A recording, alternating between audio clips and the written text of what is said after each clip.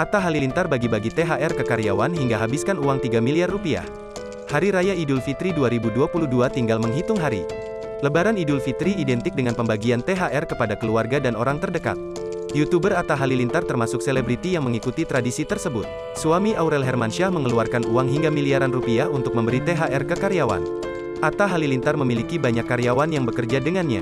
Ia ingin memenuhi hak mereka sebagai karyawan. Kan karyawannya banyak, kalau karyawan yang penting ada haknya, kata Atta Halilintar dikutip dari tribunnews.com, Jumat, tanggal 29 April tahun 2022.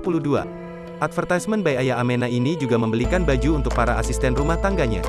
Ia merogoh kocek 100 juta rupiah untuk membeli baju baru. Diakui Atta jika momen ini adalah membuatnya bahagia. Ia sangat senang berbagi pada banyak orang.